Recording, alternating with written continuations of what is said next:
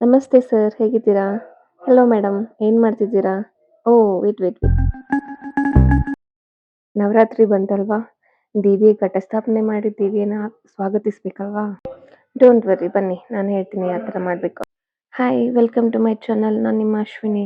ಮೊದಲಿಗೆ ನವಧಾನ್ಯಗಳನ್ನ ಚೆನ್ನಾಗಿ ತೊಳೆದು ರಾತ್ರಿ ಮಲಗೋ ಮುಂಚೆ ಶುದ್ಧ ನೀರಿನಲ್ಲಿ ನೆನೆಸಿಡ್ಬೇಕು. ನವಧಾನ್ಯ ಡೀಟೇಲ್ಸ್ ನಾನು ಡಿಸ್ಕ್ರಿಪ್ಷನ್ ಬಾಕ್ಸಲ್ಲಿ ಹಾಕಿರ್ತೀನಿ.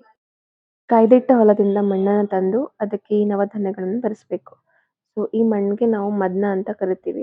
ಅದು ಯೂಸ್ ಮಾಡೋಕ್ಕಿಂತ ಮೊದಲು ಚೆನ್ನಾಗಿ ಒಣಗಿಸಿದನ್ನ ಫಿಲ್ಟರ್ ಮಾಡಬೇಕು ಅಥವಾ ಜಲ್ಲಡಿ ಹಿಡಿಬೇಕು.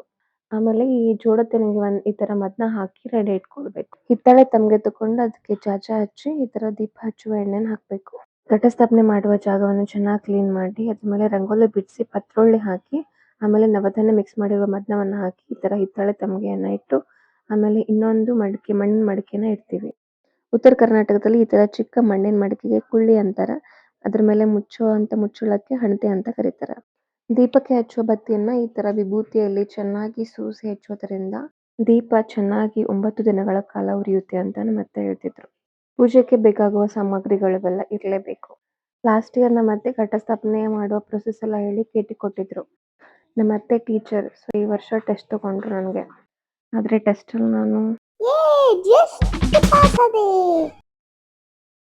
ನಮ್ಮ ಅತ್ತೆ ಅನ್ನೋರು, ಅಯ್ಯೋ ನಾನು ಇಷ್ಟೆಲ್ಲ ಪೂಜೆ ಮಾಡ್ತೀನಿ, ಮುಂದೆ ನನ್ನ ಸೊಸೆ ಈ ಥರ ಪೂಜೆ ಮಾಡ್ತಾಳೋ ಇಲ್ಲ ಅಂತ. ನಿಮ್ಮನೇಲಿ ಈ ಥರ ಅಂತಾರ? ಹಾಗಿದ್ರೆ ನನಗೆ ಕಮೆಂಟ್ ಸೆಕ್ಷನಲ್ಲಿ ಕಮೆಂಟ್ ಮಾಡಿ ಹೇಳಿ. ಅದಕ್ಕೆ ಈ ವರ್ಷ ಅವ್ರ ಟೆನ್ಷನ್ನ ಕಡಿಮೆ ಮಾಡಿ ಈ ಥರ ಪ್ರೊಸೆಸ್ನ ರೆಕಾರ್ಡ್ ಮಾಡ್ಕೊಂಡಿರೋದು. ಇದರಿಂದ ಅವರು ಹ್ಯಾಪಿ, ನಾವು ಹ್ಯಾಪಿ. ನೋಡಿ, ಈ ಥರ ಪೂಜೆ ಆದಮೇಲೆ ಮತ್ತೆ ಉಳಿದಿರುವ ನವಧಾನ್ಯಗಳನ್ನು ಈ ಥರ ಮೇಲೆ ಹಾಕಬೇಕು. ದೇವಿಗೆ ಈ ಥರ ಅರಿಶಿಣ ಕೊಂಬಿನಿಂದ ಗಂಧವನ್ನು ತೆಗೆದು ಅದಕ್ಕೆ ಅರಿಶಿಣವನ್ನು ಮಿಕ್ಸ್ ಮಾಡಿ ಹಚ್ಬೇಕಂತೆ. ಈ ಪೂಜೆ ಮಾಡುವಾಗ ನಮ್ಮ ಅತ್ತೆ ನಾನೊಂದು ಕ್ವಶನ್ ಕೇಳಿದೆ. ಮತ್ತೆ ಯಾಕೆ ನಾವು ಯಾವಾಗಲೂ ದೇವಿ ಘಟಸ್ಥಾಪನೆ ಮಾಡ್ತೀವಿ ಮತ್ತು 9 ದಿವಸ ಆದಮೇಲೆ ವಿಸರ್ಜನೆ ಮಾಡ್ತೀವಿ. ಆಮೇಲೆ ಗಣೇಶ ಕೂರಿಸ್ಬೇಕಾದ್ರೂ ಗಣೇಶ ಸ್ಥಾಪನೆ ಮಾಡ್ತೀವಿ ಮತ್ತು ವಿಸರ್ಜನೆ ಮಾಡ್ತೀವಿ. ಯಾಕತ್ತೆ ಈ ಥರ ಮಾಡ್ತಾರೆ ಅಂತ ಕೇಳಿದಾಗ ಅವ್ರು ಹೇಳಿದರು, ಜಗತ್ತಲ್ಲಿ ಯಾವುದೂ ಶಾಶ್ವತ ಅಲ್ಲ. ಮನುಷ್ಯನ ದೇಹ ಇದೆ ಅಂದರೆ ಅದಕ್ಕೆ ಹುಟ್ಟಿದ ಮೇಲೆ ಸಾವು ಇರಲೇಬೇಕು. ಹಾಗೆ ಘಟ ಸ್ಥಾಪನೆ ಆದಮೇಲೆ ವಿಸರ್ಜನೆ ಆಗಲೇಬೇಕು. ಸೊ ಗಣೇಶ ಕೂರಿಸಿದ ಮೇಲೆ ಅವ್ರಿಗೆ ವಿಸರ್ಜನೆ ಆಗಲೇಬೇಕು. ನೋಡಿ, ಈ ಥರ ದೇವಿಯ ಘಟಸ್ಥಾಪನೆ ಆದಮೇಲೆ ಮನೆಯ ದೇವರ ಪೂಜೆ ಕೂಡ ಆಯಿತು. ಈ ಥರ ಎಲ್ಲ ಪೂಜೆ ಆದಮೇಲೆ ಹೂವನ್ನು ಏರಿಸಿದ ಮೇಲೆ ದೇವರಿಗೆ ನೈವೇದ್ಯ ತಂದು ನೈವೇದ್ಯ ಪೂಜೆ ಮಾಡ್ತೀವಿ.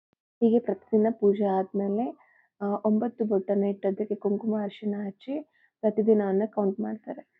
ಸೊ ಫೈನಲ್ ಆಗಿ ನಾನು ನಮ್ಮ ಅತ್ತೆಯಿಂದ ಆರತಿ ಪದವನ್ನು ಕಲಿತು ಆರತಿ ಹಾಡನ್ನು ಹಾಡಿ ತುಪ್ಪದ ದೀಪ ಹಚ್ಚಿ ಕರ್ಪೂರ ಬೆಳಗಿದ್ವಿ. ಲಾಸ್ಟ್ ಬಟ್ ನಾಟ್ ಲೀಸ್ಟ್, ಅಂಬಾ ಭವಾನಿ ತಾಯಿ ಚಾಮುಂಡೇಶ್ವರಿ ಆಶೀರ್ವಾದ ನಿಮ್ಮ ಮೇಲೂ ನಮ್ಮ ಮೇಲೂ ಇರಲಿ ಅಂತ ಕೇಳ್ಕೊಂಡೆ.